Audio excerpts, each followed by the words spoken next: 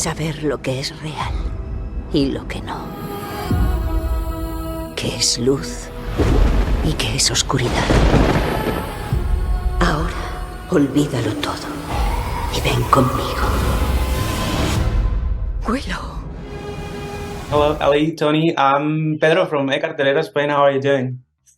Good, how are you? Very good. I'm great, thank you. It's very nice to meet you, to be talking to you today, especially about Willow, which is one of my favorite childhood movies.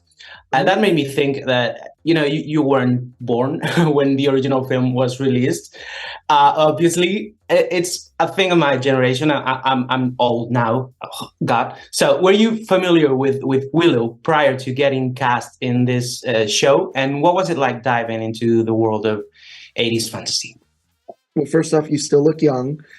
Second, I watched it as a kid, and I loved the movie. And so when the opportunity arose to be a part of this one, I jumped at it.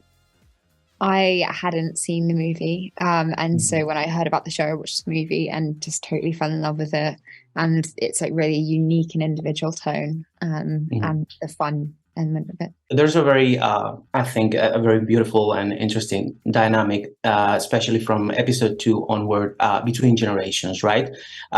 What was it like developing that dialogue, that back and forth between the original actors, Warwick, Joanne, the original story, and you, the new generation? It was exciting, and we were able to kind of like spend time improvising and chatting and like figuring that out as we went along. Just like, I suppose the characters are only just figuring each other out, like particularly like Dove and Graydon with Willow. So I think that it was just a work in progress as we're going along, and we learned so much from Warwick, and it was so wonderful working with him. Yeah, and I think the writers did a wonderful job at writing what this could be and should sound like, and so we had a great template to jump off of. Well, talking about characters figuring themselves out, and I was saying that to Dempsey and Ruby before. One thing that your characters and pretty much every young character in the show have in common is that they defy expectations, right? They start looking like one thing, and then as you get to know them, they're not exactly what you thought they were. Wink, wink. What was it like fleshing out that type of character full of layers and surprises? I think that like it was also really good in just slightly off topic, but John Caston didn't give us all of the scripts at once, so we were kind of almost learning along with the characters, which I think was really cool. Yeah. But just that self-discovery is something that I think everyone experiences, and I feel like I'm still experiencing that now, even as a young adult. Like, you're constantly discovering more things about yourself and who you are as an individual, and you're taking that through your life. And I feel like that always happens, and it should always happen. You should continue to be working on yourself and discovering yourself.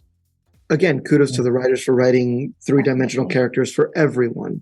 No one doesn't have layers, and that's just human nature. Everyone has something they're hiding, something they're insecure about, something that, they're scared of.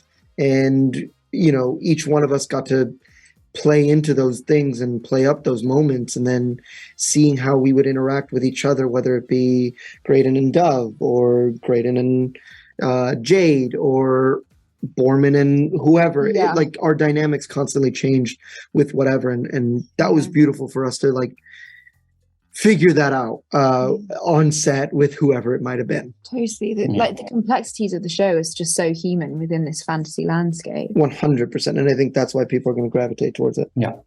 Well, there's a couple of actors in the show, Erin and you, Tony and Amar, that have worked in Marvel and Star Wars and Disney before.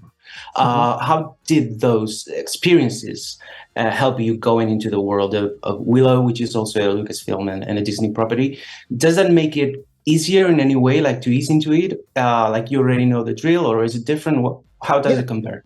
No. It definitely helped. I knew kind of what was going to happen.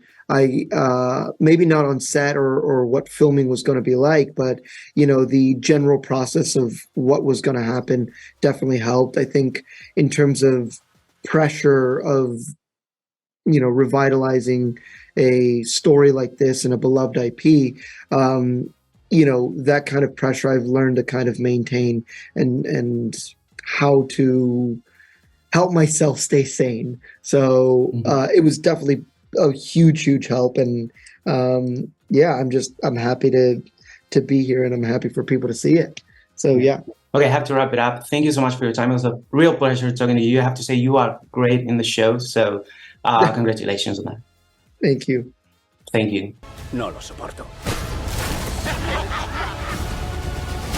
El tiempo apremia. Vamos a vencerlos. Como la última vez. Con mis amigos.